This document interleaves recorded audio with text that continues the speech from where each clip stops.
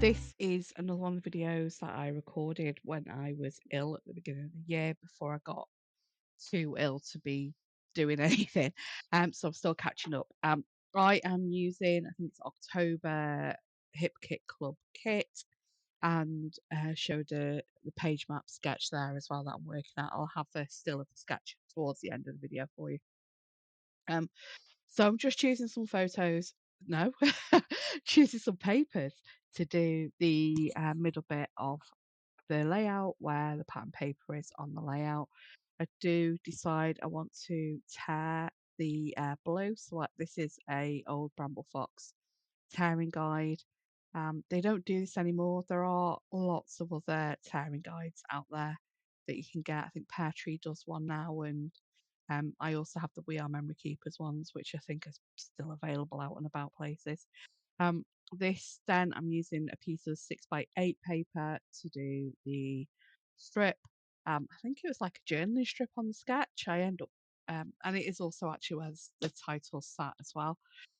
So I do go through a different iteration for the title and end up with what you saw in the photo um, on the opening slide for this video.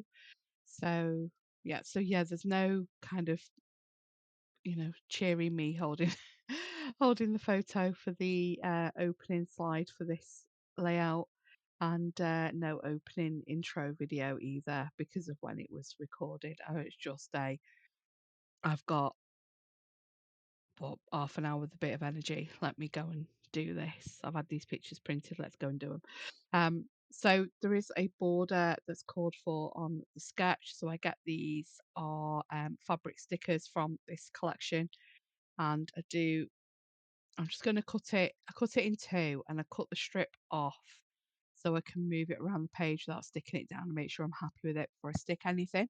So that's I use the pennants with it being pictures of my birthday. So these are Mia's, the restaurant around the corner from our hotel in Rome. My sister and brother-in-law had been out earlier in the day to decorate the table, and the girls in the restaurant were like, "No, just leave it. We'll do it. Just leave it."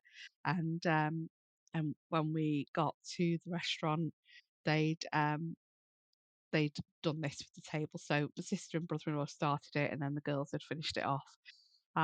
They also came out with a cheesecake, pistachio cream cheesecake, which had birthday candles that my sister had bought in it, which they gave to us. They didn't charge us for that. They did that as something from them for us, which was just so lovely. So we actually had that as our starter because they were like, "Oh, eat cake." So, yes, we started with the cheesecake, and so the girls were singing happy birthday to us as well from the restaurant, and one of the other girls has videoed it, so I do have the video. She sent it to me. It was just they were just so lovely. They were just so lovely all week. We ate there a couple of times. A couple of evenings. There was the evening I wasn't feeling very well, and I was like, "Oh, I'll just have." I can't remember what I ordered, and they were like, no, had if you've been ill today, that's probably not a good thing. You should try this. And they recommended something which I can't remember what it was, but it was delicious, and they were absolutely right. It's a lot gentler on my belly than what I'd planned. Um, one of the photos there, I think, was is it I think Mark had a tartatan, Mr. Ding had tartatan for his starter, I think. I can't remember. I can't see the picture properly on the screen here. But there's a photo of the four of us. We're sitting trying to take a selfie. It didn't take very many. And then that's my candles in the pistachio cream cheesecakes that the restaurant gave us. They also kept on coming out with appetizers as well. So, we just and they didn't, all this extra stuff that they kept bringing out to us. They didn't charge us for any of it. It wasn't like something hidden we found on the bill at the end of it. They were just brilliant. I mean, we always tip very generously.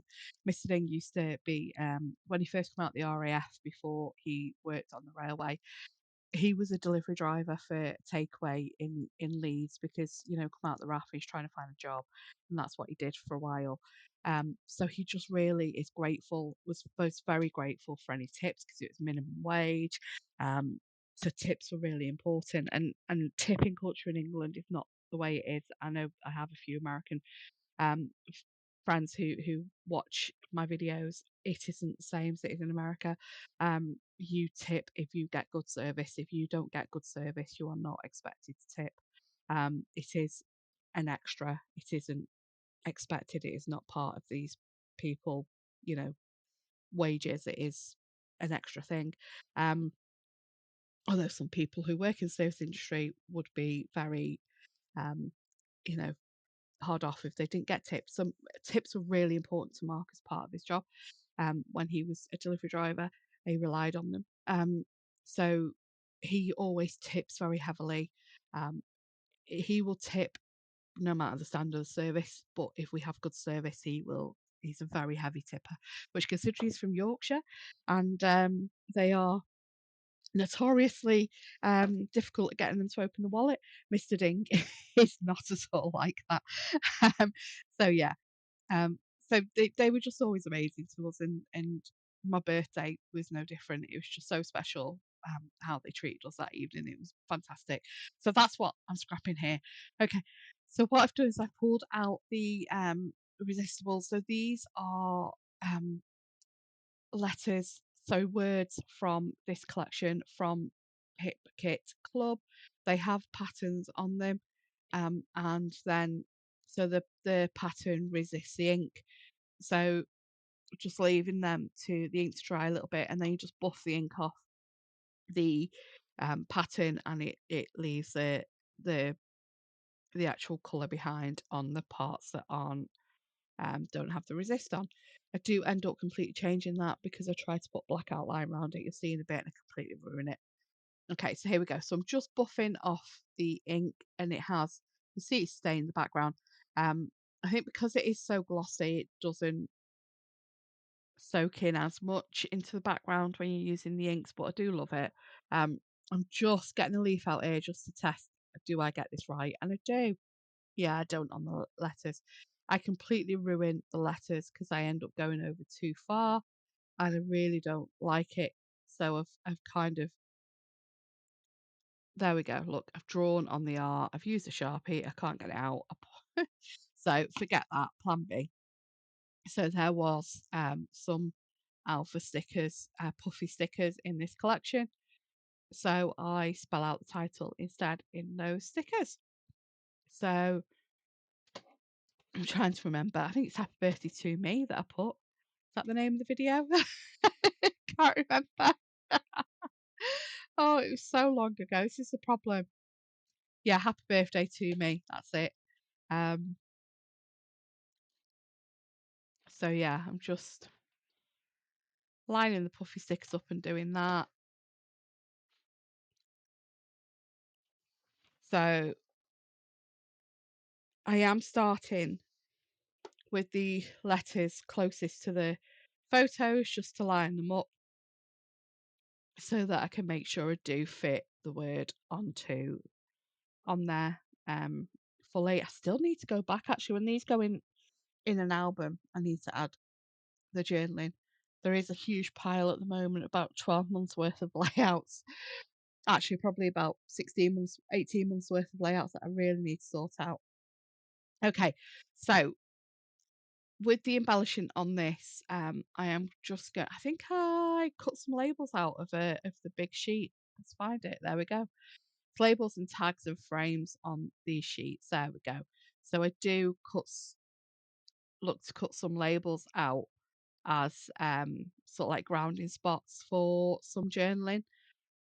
I did want to use punches because cutting a circle is just never brilliant. Um, but I do end up not um not doing that. um, there we go. Oh no, I do. There we go. I've measured one of them with a punch to punch it. Found one that I've got a punch that'll fit, and that's the one I used. So it's a blue and a pink one. They said as my grounding spots for my journaling. It's like stitched circles on the sketch. So with those, I thought, you know what, we're out on the street in front of the restaurant, which is a row of buildings, like 3, 4 story, but I think 3-story buildings. So I liked the idea of just putting these houses from the collection just to act like, the shops in the restaurant that we were sat outside, and then just scattering some of these hearts about, which get tucked into my journaling spots. I just started adding glue to everything, and then realised, oh wait a minute, they're going on top of that circle, so I better add actually stick the circle down, and then mess about as to where and which heart I'm using, and then pop this little label in, which gets tucked behind the heart and over the flower. Okay, so we're going to build the cluster at the top now. And then what I do is that some of the word strips from the puffy stickers as well. Oh yeah, fill in that gap in front of happy with a heart as well. And there's some word strips with the puffy stickers that I get, journaling lines. See, this is what happens when I scrapbook something nearly what 4.5, 5 months ago, and just actually come to do my voiceover now. Um, so yeah, journaling lines, and then I finish sticking stuff down and add the puffy stickers. So there's a word strip on here that I add one to there. There we go, at the bottom of that journaling. That's actually a stitch line where I put the one on the bottom. That's a stitch line on the sketch, but I just really liked it with that. And then I am just gonna stamp the date, and I put it on around the bottom journaling line.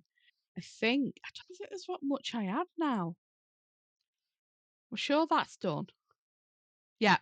Thanks for watching. Have a great day. Take care. Bye bye.